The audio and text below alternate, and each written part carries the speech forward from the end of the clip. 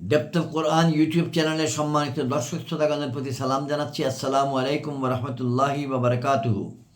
আজকের তারিখ হচ্ছে জানুয়ারি মাসের 11 তারিখ 2026 খ্রিস্টাব্দ, পৌষ মাসের 27 তারিখ 1432 বাংলা সন বা বঙ্গাব্দ, এবং রজব মাসের 21 তারিখ 1447 হিজরি। আজকে আমরা ইনশাআল্লাহ উপস্থাপন করব 160 নম্বর পর্ব ডেপথ অফ কোরআন ইউটিউব চ্যানেলে।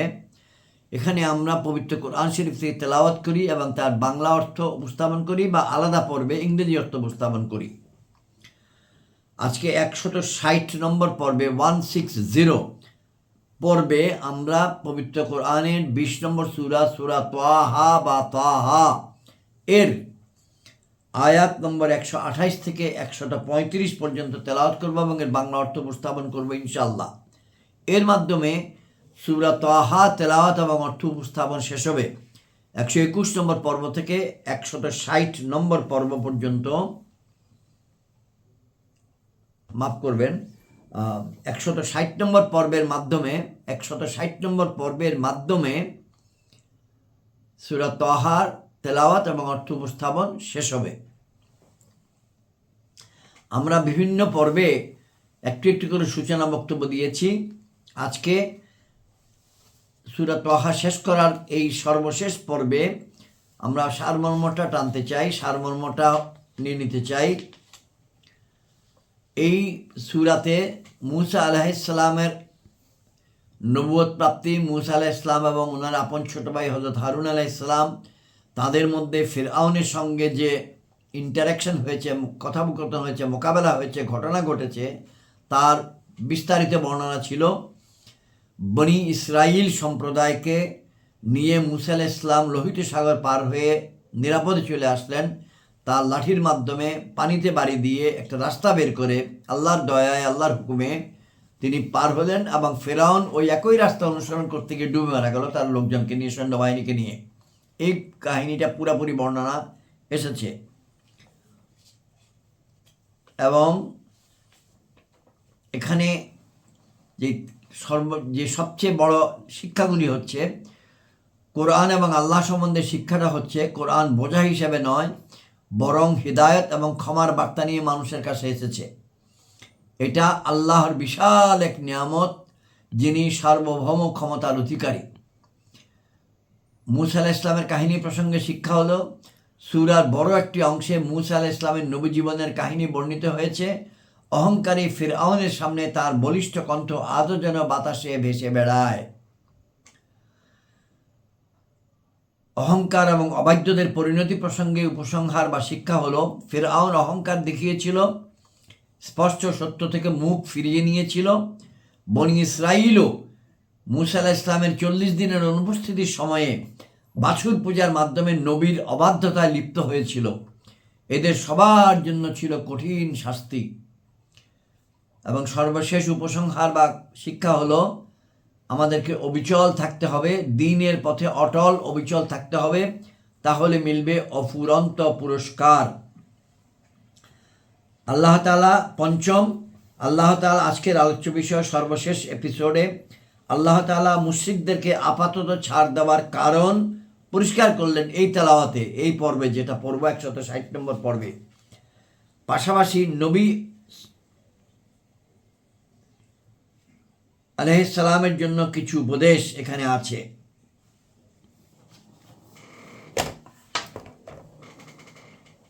আমরা এখন 128 নম্বর আয়াত থেকে 135 নম্বর আয়াত তেলাওয়াত করব।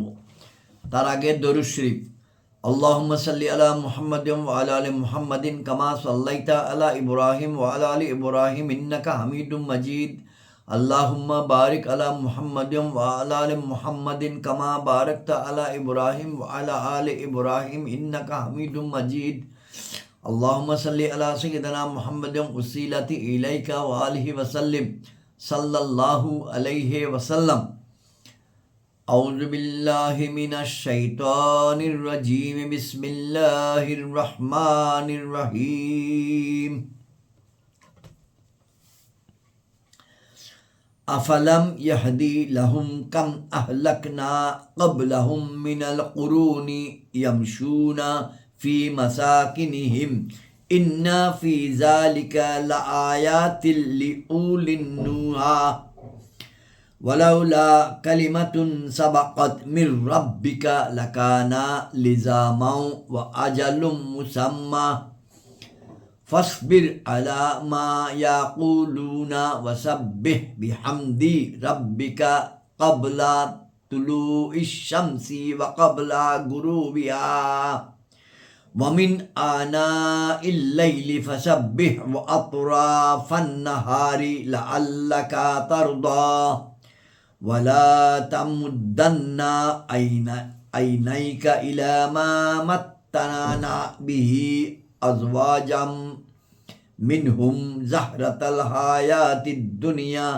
লিনাফতিনাহুম ফিহি ওয়া রিজকু রাব্বিকা খায়রুম ওয়া আবকা ওয়া আমুর আহলাকা বিসসালাতি ওয়াসতাবির আলাইহা লা নাসআলুকা রিজকা নাহনু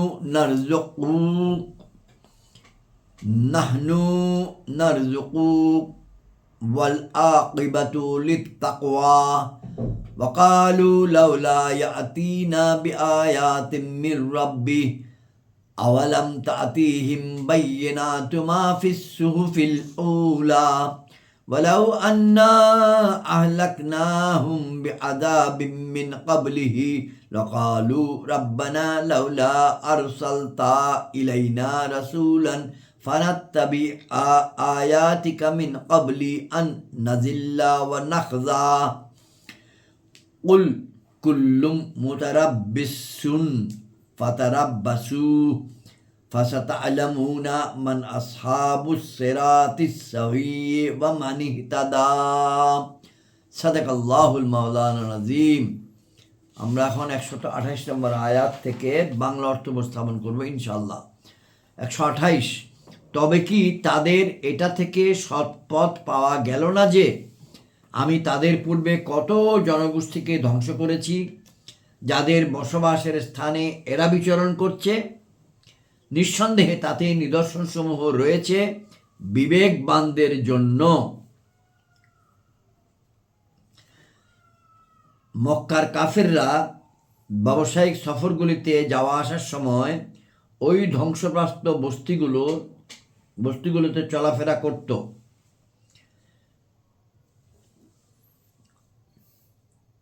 129 নম্বর আয়াত, এবং যদি আপনার রবের একটা বাণী চূড়ান্তভাবে গত না হতো তবে অবশ্যই শাস্তি তাদেরকে জড়িয়ে ফেলত, এবং যদি না থাকতো একটা নির্ধারিত প্রতিশ্রুতি।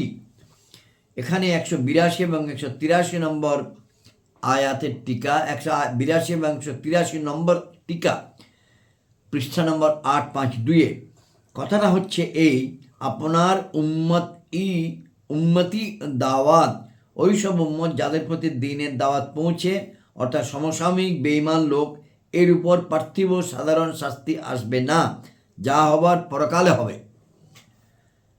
আর 183-তে বলা হচ্ছে নির্ধারিত প্রতিশ্রুতি, অর্থাৎ কিয়ামত আসবে এই প্রতিশ্রুতি। 130 নম্বর আয়াতের বাংলা অর্থ, সুতরাং আপনি ওই সব লোকের কথার উপর ধৈর্য ধারণ করুন এবং আপনার আপন রবের প্রশংসা সহকারে তাঁর পবিত্রতা ঘোষণা করুন সূর্যোদয়ের পূর্বে এবং তা অস্তমিত হবার পূর্বে, আর রাতের মুহূর্তগুলোতে তাঁর পবিত্রতা ঘোষণা করুন এবং দিনের প্রান্তগুলোতে, এ আশায় যে আপনি সন্তুষ্ট হবেন। এখানে 3টা টিকা আছে, 184, 185, 186। 184 নম্বর টিকাতে বলা হচ্ছে, অর্থাৎ ধৈর্যের উপরে প্রতিষ্ঠিত থাকো, কেননা হুজুর সাল্লাল্লাহু তাআলা আলাইহি ওয়াসাল্লাম প্রথম থেকেই ধৈর্য ধারণ করতেন।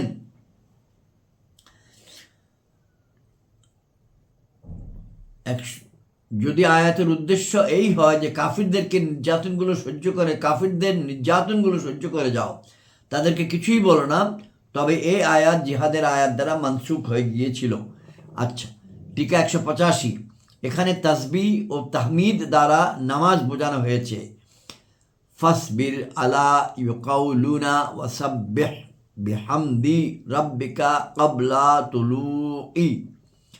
তুলুইশ শামসি ওয়া ক্বাবলা গুরুবিহা। এখানে তাসবিহ ও তাহমিদ দ্বারা নামাজ বোঝানো হয়েছে, অংশ উল্লেখ করে সমগ্র বোঝানো হয়েছে। শুধু তাসবিহ ও হামদ পাঠও ওই সময় অতি উত্তম, যদিও তা সবসময় জায়েজ আছে। ওই দুটি বাক্যের মধ্যে ফজর, জোহর ও আসরের নামাজ বোঝানো হয়েছে, আর রাতের সময়গুলোতে এশার নামাজ, দিনের প্রান্তগুলিতে ফজর ও মাগরিবের নামাজ বোঝানো হয়েছে। যেহেতু ফজরের নামাজ বেশি গুরুত্বপূর্ণ, সেহেতু সেই দিকে দুইবার ইঙ্গিত দিয়েছেন। 186 নম্বর আয়াত হচ্ছে ত্রিকা হচ্ছে, এতে 5 ওয়াক্ত নামাজের দিকে ইঙ্গিত দেওয়া হয়েছে। লাআল্লাকা তুরদা, আয়াতের একদম শেষ শব্দ লাআল্লাকা তারদা, লাআল্লাকা তারদা।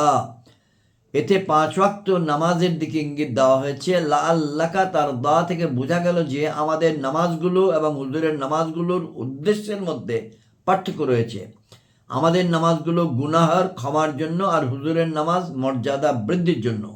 এই কারণে এরশাদ করেছেন লাআল্লাকা তারদা, আপনার মর্যাদা এত বেশি বৃদ্ধি হবে যে আপনি খুশি হয়ে যাবেন। আয়াত 131, এবং হে শ্রোতা, তোমার চক্ষুদয় কখনো প্রসারিত করো না সেটার দিকে যা আমি কাফিরদের জোড়াগুলোকে ভোগ করার জন্য দিয়েছি, পার্থিব জীবনের সজীবতা স্বরূপ, এই জন্য যে আমি তাদেরকে এরই কারণে পরীক্ষায় ফেলব, এবং তোমার রবের রিজিক সর্বাপেক্ষা উত্তম ও সর্বাধিক স্থায়ী। ওয়ারিজকু রাব্বিকা খায়রুম ওয়া আবকা, তোমার রবের রিজিক সর্বাপেক্ষা উত্তম ও সর্বাধিক স্থায়ী। 132 নম্বর আয়াত, এবং আপন পরিবারবর্গকে নামাজের আদেশ দাও এবং নিজেও সেটার উপর অবিচল থাকো। আমি তোমার নিকট কোনো জীবিকা চাই না, আমি তোমাকে জীবিকা দেব এবং শুভ পরিণাম খোদাভীরুতার জন্য।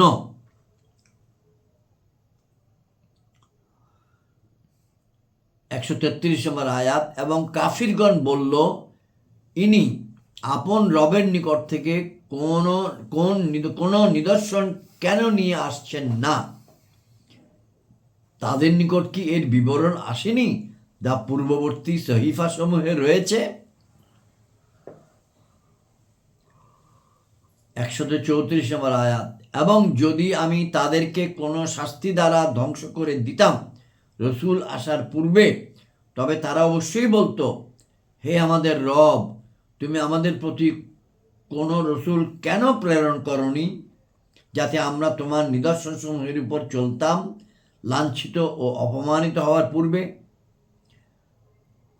সর্বশেষ 135 নম্বর আয়াত সূরা তাহার সর্বশেষ আয়াত 135 নম্বর আয়াত, কুল কুল্লুম মুতারাব্বিসুন ফাতারাব্বাসু ফাসাতা'লামুনা মান আসহাবুস সিরাতিস সাওয়্যি ওয়া মান ইহতাদা। আপনি বলুন, প্রত্যেকেই প্রতীক্ষা করছে, সুতরাং তোমরাও প্রতীক্ষা করো, তবে অবিলম্বে জেনে যাবে কারা হচ্ছে সরল পথের পথিক এবং কে হিদায়াত পেয়েছে।